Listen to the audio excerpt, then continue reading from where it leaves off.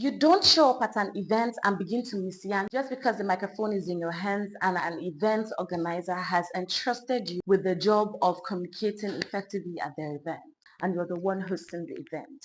When you focus solely on performance and not professionalism as well, it kind of brings about a disconnect between you, the brand, and the audience. And that's not your aim.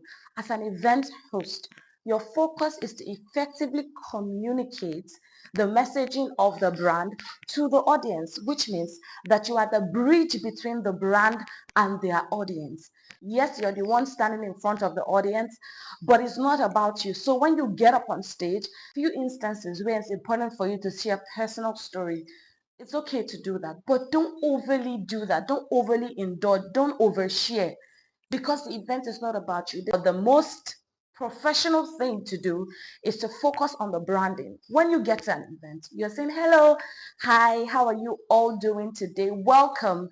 X and X event. We're so excited, super excited to have you here. This event is about beauty, fashion, and technology, how to infuse all three to make sure that they work properly. You see, you're talking about the brand, and there are certain instances that you can put a personal story.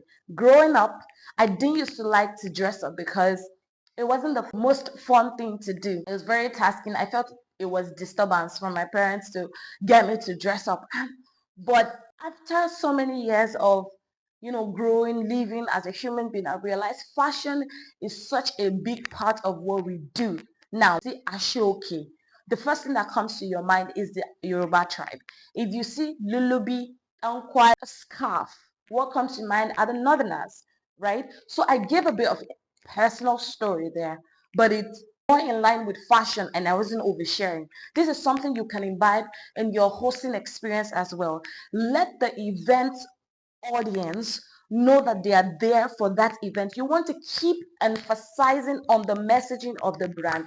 I'll share an example. So one time I got invited to host an event. My services got engaged to host an event in the city of Lagos, the big city of Lagos State, Nigeria. And so I went there and I asked about the brief of the event and they told me that it was a birthday event. Radiant Life was what her birthday celebration was all about. And I said to myself, what outfit can I wear to really represent the radiant life? I saw the flyer for the event and it was very colorful. There was purple, there was yellow and all that stuff. I got an outfit that represented that. It was an Ankara kimono outfit. I'll see if I can put a video somewhere. And it just really showed that. And then at the event as well, I was saying things about the celebrant, about the event, the real reason we're there. She's a business strategist. And I asked, how did you get to meet her? What's your best experience since meeting her? If it was to be a business word, what would that word be? So you're pointing them to the real reason they're there. They will never forget that they're there for a business strategist birthday celebration. That's what it should be about. So make sure that all of these points are things that you're putting into consideration before you accept any hosting gig. In other words, most beginner event hosts don't lose jobs because they are bad speakers. It's possibly because they focus solely on performance as opposed to professionalism. In reality and in the grand scheme of things with the work that you do, it's very important to ensure that they both work hand in hand in a beautiful sync to make your work experience really beautiful. So here's the thing. Clients don't just watch you on the microphone. They watch how prepared you are. They watch how you handle and interact with the audience. They also watch your interaction with their brand and how you communicate their message to the audience. These are important things that they watch. They don't just watch your performance on stage.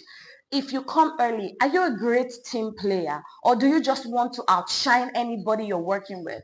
Another thing is not being a team player, not having a team player mentality when you're working as a media professional, 7 events as an event host.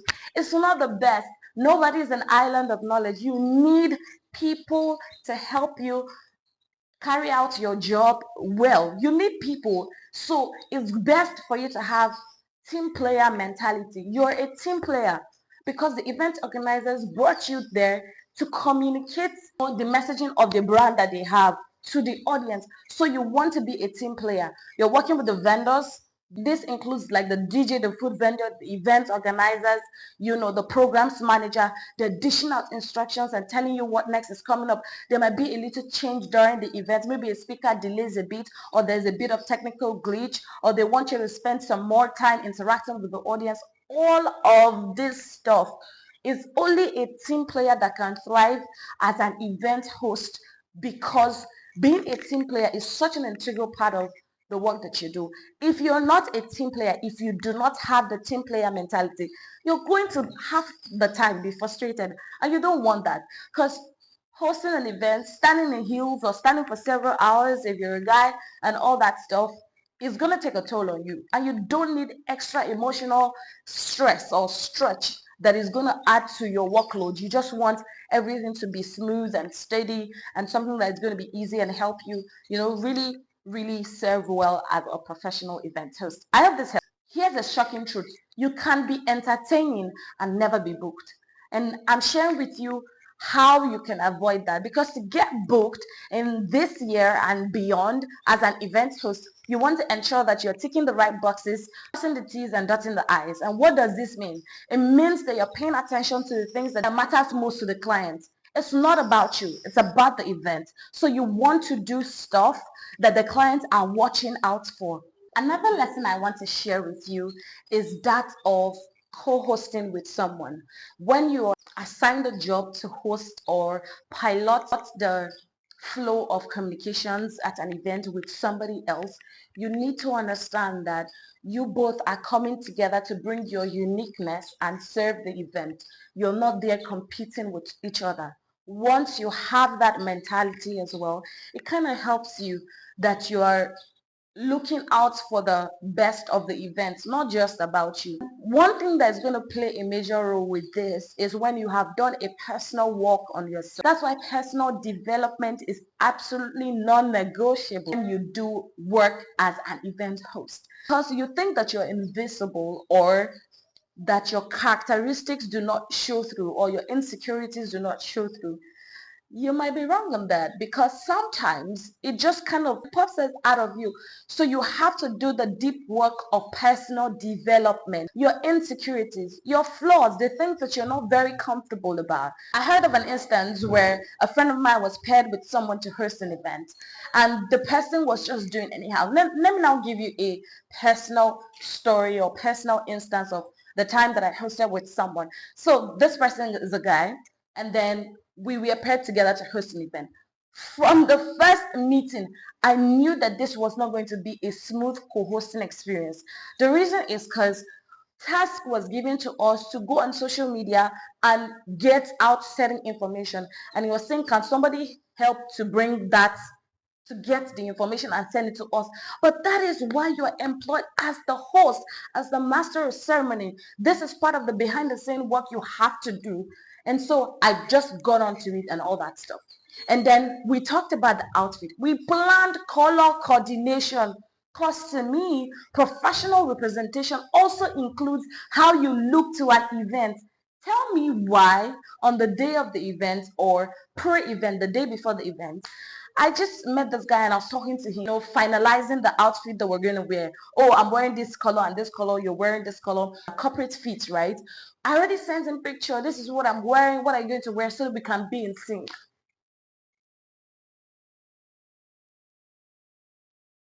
I don't want to say too much, but the colors was totally off, and I just knew it wasn't going to be a great experience. It was short time. We went on stage and started doing our stuff. He went up on stage more than 90% of the time and allowed me go on stage for just maybe 3 times, and that was it. It wasn't great. I didn't see team player spirit. So you don't want to have that kind, you don't want to be that kind of professional that when they pair you up with somebody else to host an event, the person does not even want to hear it. Doesn't want to hear that I'm hosting with this person. This person was not the easiest to work with. That shouldn't be the case with you, right? You should be a team player. You should be open to learning. You should be open to working with other people. And I get that that's why most people desire, or at best love to host events alone. but you cannot do it alone. And I've also had best co-hosting event experience. It was with this lady that came from Lagos State, Nigeria, and we were taken to Ilorin for a Passion Tech event. And yo, we were in sync from our opening lines to our middle icebreakers and all that stuff. We took turns going on stage for each person to have a personal time. It was truly a beautiful co-hosting experience. So being a team player really plays a major role. You need to understand that you're working with other people in the industry, and it's okay to work with other people. You're not competing with each other. You are collaborating. You're working together to ensure that the event has the most beautiful experience ever, and they call you up again to host their event. When is the call time for the event, and when did you show up? Call time for an event cannot be 3 p.m. and you're showing up by 6 p.m. That's totally inappropriate and not good enough for your brand and for the brand that you're working with. That way they will not call you again. It's not a bad news or something, but in the professional world, especially in corporate, time is very important. Do not be part of the people who do African time for an event. Yes, this is a normal thing that happens with everybody from time to time, but you want to discipline yourself so much so that you stand out. This can easily stand you out, that when they're thinking of excellence, they're thinking of professionalism, you are the go-to person for that brand. And I know that these things that I'm sharing are going to help you once you apply yourself. It's amazing that you made yourself, you clicked onto this video and you're watching for the insight that I'm sharing here. But what's going to be super amazing is when you apply these lessons that I'm sharing with you to your work life for results. That's where the real magic happens. That's where you begin to see visible career growth and result for your personal life, because the things that you do with this information is going to determine how far you go in your career. Because starting out as an event host over a decade, unofficially over a decade ago, I didn't have so many resources or guidance that is going to help me navigate my journey as a media professional, as an event host. It's the real reason I started this. And when I go for events, I see a lot of young people saying, I want to start event hosting. I know that I can speak. I enjoy connecting with people. But how do I start? What do I do? How do I even go about it? And that's the reason I started talking about event hosting, to share my idea, to share my insight, to share my experience and the journey of over these years with you, so that you learn and get better at your craft as an events person, because knowledge is power. I know that you have heard this over and over again, but I hope that this video teaches you that performance alone is not what's needed to be an excellent event host and to get booked over and over again. You need a perfect blend of performance and professionalism. These two P's, when matched together, creates a great sync that will take your career journey to the topmost level ever. So I look forward to you applying yourself to these principles and these lessons that I've shared with you, and seeing that you get results and begin to host for your dream brands. Okay, I'm wishing you all the very best. My name is Mary Sabo. Until the next video, bye.